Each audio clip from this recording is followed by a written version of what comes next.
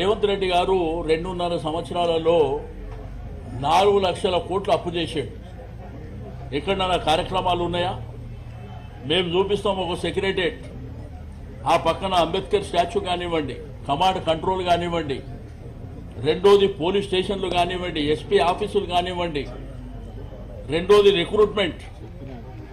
మేము చేసినటువంటి రిక్రూట్మెంట్ ఉద్యోగులు అంటే నీళ్లు నిధులు నియామకాల మీద జరిగినటువంటి సుదీర్ఘమైనటువంటి పోరాటంలో అద్భుతాలు సాధించినటువంటి ప్రభుత్వం కేసీఆర్ గారి ప్రభుత్వం. ఈరోజు ఈ మంత్రులు చర్చకు రమ్మని చెప్పి పిలిచి పిరికి పందల్లాగా పారిపోయి, మరి మేమేమో అమరవీరుల స్తూపం దగ్గర ఉన్నాం, సిఎల్పి ఆఫీసులో ఉన్నామని వాళ్ళు చెప్పుకుంటూ మా వాళ్ళని పోలీసు వాళ్ళతోనే అరెస్ట్ చేయించడం. హరీష్ రావు గారిని తెలంగాణ భవన్ ఎక్కడుందండి, అక్కడి నుంచి ఇక్కడ కాంచన్బాగ్ పోలీస్ స్టేషన్ తీసుకొచ్చారు. ఎందుకు తీసుకొచ్చిండ్రు?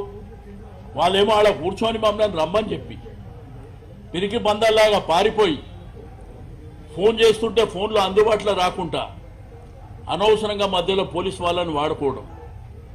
వాళ్ళకి సంబంధం లేనటువంటి అంశం. పిలిచింది వాళ్ళు, వెళ్ళేది మేము. చర్చ జరగాలి. లేదు దమ్ముంటే నువ్వు అసెంబ్లీ పెట్టి అసెంబ్లీలో చర్చ చేస్తాం. కానీ ఈరోజు కేసీఆర్ గారి పరిపాలనలో ఈ రాష్ట్రం సస్యశ్యామలంగా ఉండడమే కాకుండా హరిజన గిరిజన బడుగు బలహీన వర్గాలు మైనారిటీలు అందరూ కూడా సంతోషంగా ఉన్నటువంటి సందర్భాలు. మేము సవాలు విసురితే మేము దాన్ని స్వీకరించడానికి సిద్ధంగా ఉన్నామని చెప్పినటువంటి అంశం. నిన్న కూడా కేటీఆర్ గారు క్లియర్గా అన్ని విషయాలు చెప్పిండు. వరిధాన్యం అంట మొన్న ముఖ్యమంత్రి గారు రైతు భరోసా అనే కార్యక్రమం పెట్టి అందులో కేసీఆర్ గారిని తిడతాడు. మేము రైతు బంధు 9 సంవత్సరాల పాటు ఇచ్చినాం, ఎవరిని తిట్టలే. రైతాంగం సంతోషంగా ఉండాలనేటువంటి ఉద్దేశంతో ఇచ్చినటువంటి కార్యక్రమాలు. కానీ ఆయన ఇష్టం ఉన్నట్టు మాట్లాడి ఆ తర్వాత చెప్తాడు కాళేశ్వరం నీళ్లు లేకుండానంట పంట పండిందంట. మరి కాళేశ్వరం నీళ్లు లేకుండా పంట పడితే 2014 ముందు కూడా పండాలి కదా. ఆంధ్రప్రదేశ్ రాష్ట్రం ఉన్నప్పుడు కూడా మరి వరిధాన్యం అనేది దేశంలో నంబర్ 1గా ఉండాలి కదా. ఈ కాకి లెక్కలు చెప్పుడు. మా పోలీసు వాళ్ళకేమో ముఖ్యమంత్రి గారు బూతు మాటలు మాట్లాడితేనేమో అర్థం కాదు, మేము మాట్లాడితేనేమో కేసు పెడతామంటారు. మరి ముఖ్యమంత్రి గారేమో పండబెట్టి తొక్కుతా, పేగులు తీసి మెడలేసుకుంటా, గూట్లు తీసి గోళీలు ఆడుకుంటా అంటే మాత్రం మన పోలీస్ డిపార్ట్మెంట్కి ఎక్కడ తెలుస్తలేదు. ప్రభుత్వాలు అనేది, చట్టం అనేది, ప్రభుత్వాలు అనేది నిరంతర ప్రక్రియ. ప్రభుత్వాలు వస్తుంటాయి పోతుంటాయి, వ్యవస్థలు శాశ్వతం. డెఫినెట్గా ఇవన్నీ మేము చూస్తున్నాం. మీ 2.5 సంవత్సరాలలో 4 లక్షల కోట్ల రూపాయలు మీరు అప్పు చేసింది. ఏం అద్భుతాలు చేసినో చెప్పండి. మిషన్ కాకతీయం ఏం చేసినాం? గురుకుల పాఠశాలలు కట్టినాం, మెడికల్ కాలేజీలు కట్టినాం, కలెక్టరేట్లు కట్టినాం. మరి గ్రామాలన్నీ అద్భుతంగా చేసినాం. మరి మీరు 4 లక్షల కోట్లతోని ఎక్కడ ఏం డెవలప్మెంట్ కార్యక్రమాలు చేసిర్రు, ఏం వెల్ఫేర్ కార్యక్రమాలు చేసిర్రో చెప్పండి. మీకు మంత్రులకు పొత్తున ఉండదు, ముఖ్యమంత్రికి మంత్రులకు కోఆర్డినేషన్ ఉండదు. వాళ్ళు ఇష్టం ఉన్నట్టు మాట్లాడి ఈరోజు నేను మీడియా మిత్రుల ద్వారా వాళ్ళని క్లియర్గా అడుగుతున్నా, అసలు ఛాలెంజ్ ఎవరు విసిలేరు? అమరవీరుల స్తూపం దగ్గరికి రమ్మన్నది ఎవరు? చర్చ చేద్దామని చెప్పింది ఎవరు? మీరు పిలుస్తేనే కదా హరీష్ రావు గారు బయలుదేరింది. మరి మీరేమో వెళ్ళి ఆడ కూర్చుంటారు, మమ్మల్ని ఏమో అరెస్ట్ చేసి ఇక్కడ తీసుకొచ్చి మరి పోలీస్ స్టేషన్లో కూర్చోబెడితే ఎవరితో చర్చ చేస్తూ రండి. మరి దమ్ముంటే కాంచన్బాగ్ పోలీస్ స్టేషన్కే రండి, ఈయన చర్చ పెట్టండి.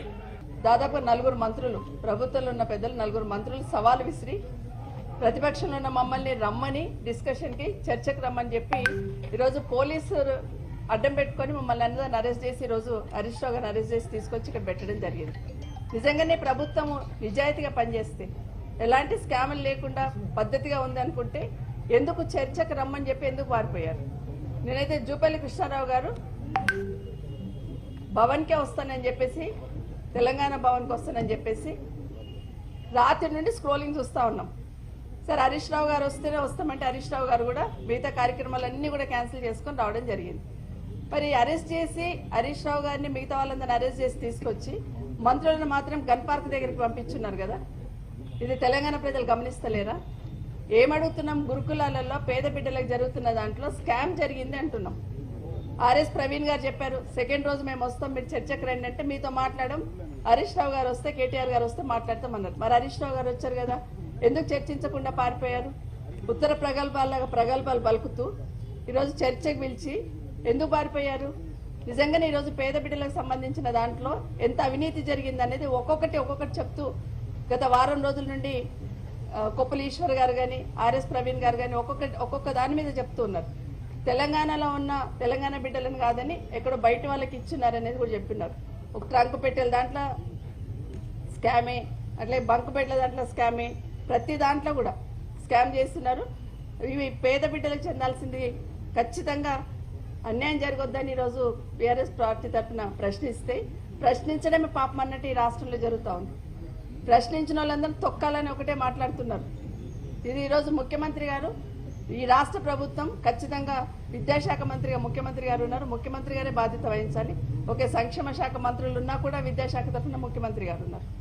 ఈరోజు మరి సంక్షేమ శాఖల తరఫున మంత్రులందరూ వచ్చి మేము మాట్లాడతామన్నప్పుడు మమ్మల్ని ఎందుకు అలౌ చేయరు మరి చర్చించడానికి?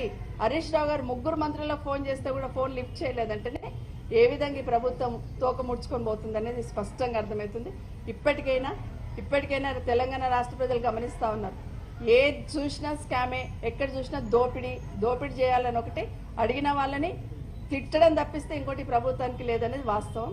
ఇప్పటికైనా ఈ రాష్ట్రంలో ఉన్న మంత్రులు మీరే పిలిచినారు చర్చకు, మీరే వెనక్కిపోయినారు అంటే ఖచ్చితంగా అవినీతి జరిగింది.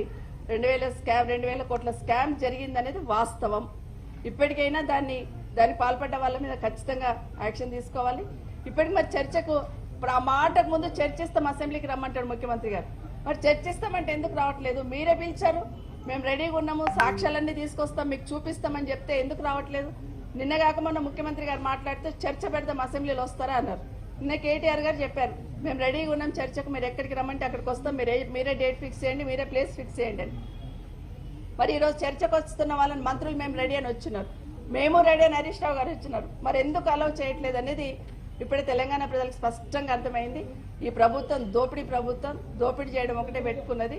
ఏదైనా అడిగితే ప్రజల తరఫున ఏదైనా అడిగితే అడిగిన వాళ్ళను అరెస్ట్ చేయడం తప్పిస్తే ఇంకోటి లేదని వాస్తవంగా అర్థమవుతుంది.